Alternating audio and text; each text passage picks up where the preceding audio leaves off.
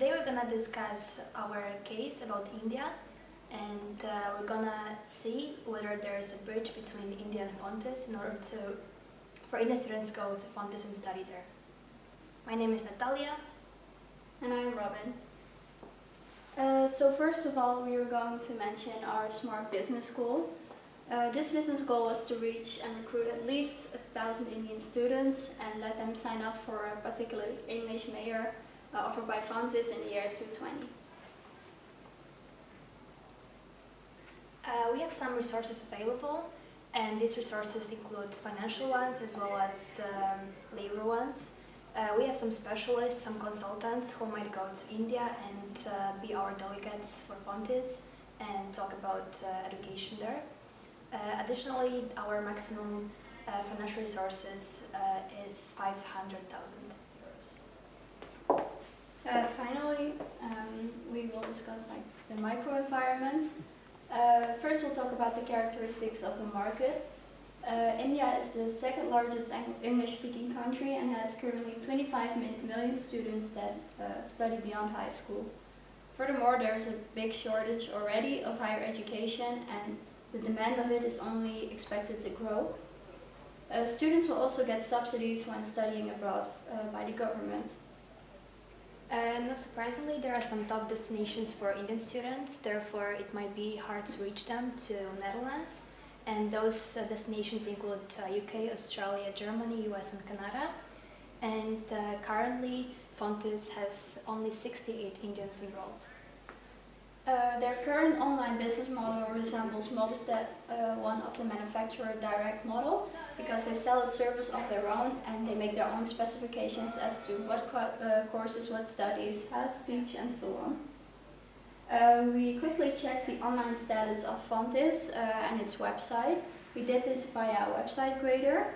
There we've seen that the content and everything is really according to standards, and that only the SEO part could be improved a little bit more, while shortening some page titles to maximum 70 characters. For the rest, Fontys' website is doing really great. Apart from that, some international students did mention that the website contains a lot of information, but that most of it is in Dutch, and for them that's not clear enough. We have three personas. The first one is Indian high school student. They have some responsibilities, needs, worries, as well as the online behavior. However, for the purposes of our report and the presentation, we're gonna concentrate on the worries and online behavior. The main worry of Indian high school student is, not surprisingly, not being able to pass in the new educational system, as well as having not enough money to stay there and not fitting in the society. The online behavior includes the research about different universities, as well as looking about various opinions of students as well as teachers in the specific school. Additionally, very often they look at various social medias, including Facebook, Instagram, LinkedIn as well, to see some also opinions about the university. The next persona is the Indian high school teacher. His worries are not knowing enough about the educational options to provide a good advice to his students, or not being able to be of great help to them. His online behavior is looking at websites of governments and international universities to gather as much information as possible. Also look at the Indian government website as to what schools they have as partnerships and so on. They look at social media of universities, and they are on LinkedIn. Our third persona is Indian Minister of Education. Their main worry is having too little money to support all of the students in India, and the promotion which they provide is not good enough. The online behavior includes looking at other government's websites, in this case Dutch ones, as well as also looking at the university website in order to know where their students would go. These personas each have online value propositions. For the Indian high school student, this would be the product. Because of the student portal, PowerPoints, learning through videos, online quizzes, and so on, students can now enjoy of education in a different way than they could have without the internet. Also, the community on Facebook, hashtag #WeAreFontys, provides them a better knowledge and all kinds of things of information about Fontys and its students. The Indian teacher focuses on product. The online websites and information portals ensure that he has all the information that he wants to and which he might have missed without the internet. Also, there's a larger availability of choice. The internet enables more choices for those teachers to select from. Persona 3, the Minister of Education, mainly focuses on partner when it comes to online value propositions. Via the internet, the minister can quickly email and communicate with schools to sign up a partnership, and this is less costly and more easy than it would have been without the internet. Here we're going to describe in what way we can reinforce the online value proposition of our personas.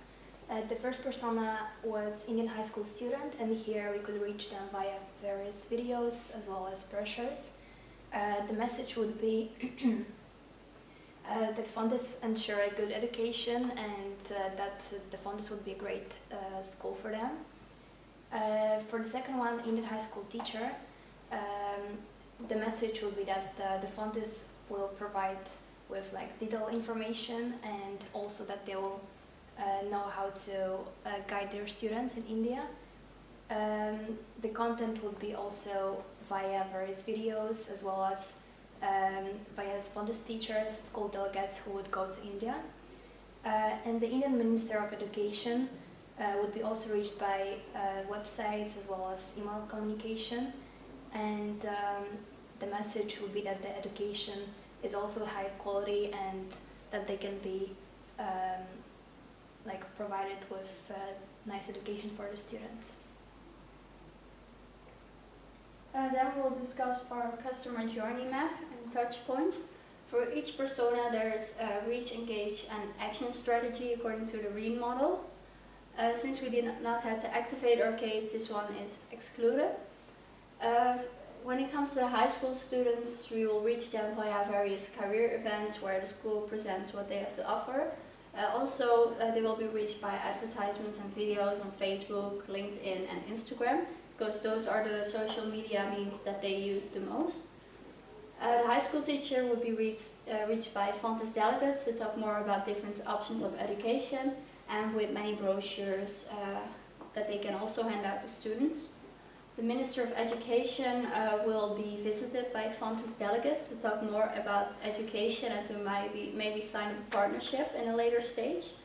They will receive videos promoting the education and they will have a direct contact via email from Fontys. The engagement strategy will be for students that they have mail exchange between the university and them, and they will look at the website for more information.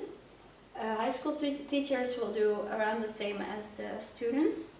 The Minister of Education will also exchange emails with us, and he will look at the website for more information. Then we'll visit the Minister once again to sign up a partnership. In the action strategy, we will provide the students with a deadline for applying to the course.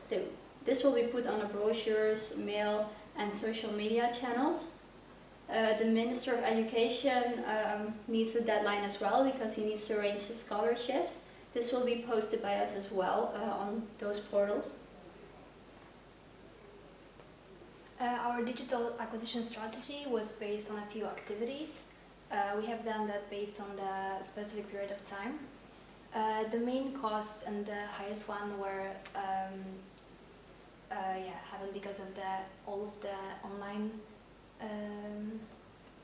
online marketing like Facebook, Instagram and LinkedIn. That would cost more than 100,000 euros. Additionally, in order to send some delegates to India, Fontys should pay for their traveling costs as well as the wage and accommodation there. Therefore, the cost would be also high.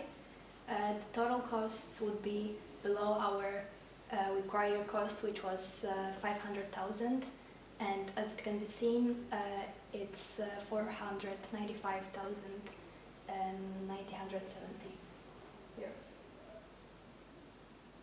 Some details are further provided about these costs in the notes if you want to quickly see where all these numbers come from. Then finally we're going to talk about channel integration and metrics of success. Of course, we will not only measure after we've done our marketing campaign, we will also do it during this time. We will look at the number of views on Facebook, Instagram and LinkedIn, and to the number of people who were looking on the website that were directed via these social media portals. We also look at the number of email replies from brochures and school exhibition days that we visited. We can also check whether the partnership between the Indian government and Fontys was approved. We will do this every month, and then we can also see whether some strategies were successful and which not. If some are not successful, we will not focus on them anymore, and we will provide more strength and means to the ones that were successful. This will be measured by our Fontys e-marketing specialist. The final result will be measured by whether these Indian students in the amount desired enrolled at Fontys by 2020. This was our presentation. I hope you gained a lot of insights and information about our case and that you like what we came up to. I want to thank you for listening to us and for all the information provided, and that was it. Thank you.